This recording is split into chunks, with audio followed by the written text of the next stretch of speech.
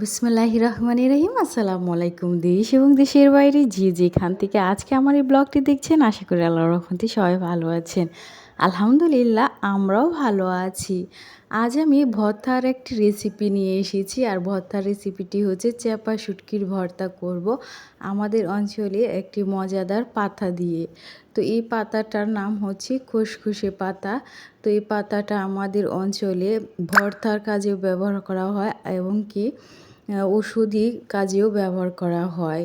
তো এটা বুকে ঠান্ডা কফ জমে গেলে বা খুসখুসে কাশি হলে এই পাতাটা সিদ্ধ করে মরিচ এবং পেঁয়াজ দিয়ে ভর্তা করে খেলে খুব সহজে ঠান্ডার সমস্যা দূর হয়ে যায়। এখন আমি ভর্তার রেসিপিটা আপনাদের সাথে শেয়ার করছি। তো প্রথমে আমি একটি কড়াইয়ের মধ্যে পাতাগুলি দিয়ে দিচ্ছি, দিয়ে এখন আমি এর মধ্যে দিয়ে দিব কিছু কাঁচামরিচ। তো এর মধ্যে কাঁচামরিচগুলি দিয়ে দিয়ে দিব রসুনের কোয়াগুলি। তো রসুনের কোয়াগুলি আমি আস্তই রেখেছি, এটি থেতো করে দিইনি।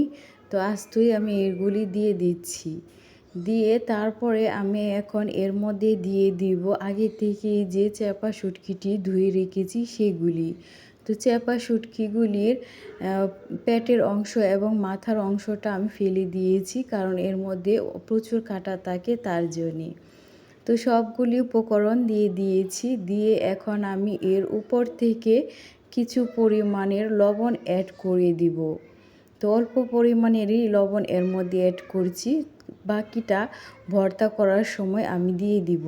এতে আমি কোনো পানি অ্যাড করিনি, পাতা থেকে যে পানি উঠে আসবে সেই পানিটা দিয়ে সবগুলি উপকরণ সিদ্ধ হয়ে যাবে।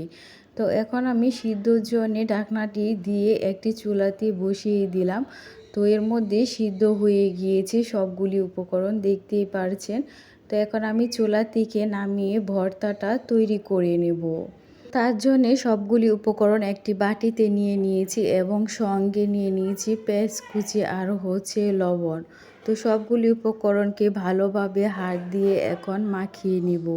তো প্রতিদিনের মতো আজকেও আপনাদের কাছে আমার একটি রিকোয়েস্ট, আমার এই ব্লগটি যদি প্রথম থেকে শেষ পর্যন্ত থেকে সামান্যতম পরিমাণের ভালো লেগে থাকে তাহলে প্লিজ একটি লাইক এবং সাবস্ক্রাইব করবেন, আর কমেন্ট বক্সে অবশ্যই আপনাদের মূল্যবান মতামতটি জানিয়ে আমার পাশে থাকবে। এর মধ্যে আমি সবগুলি উপকরণকে ভালোভাবে মিশিয়ে ভর্তাটা তৈরি করে নিয়েছি। তো তৈরি হয়ে গিয়েছে মজাদার খসখসে পাতা দিয়ে চেপা শুটকির ভর্তা।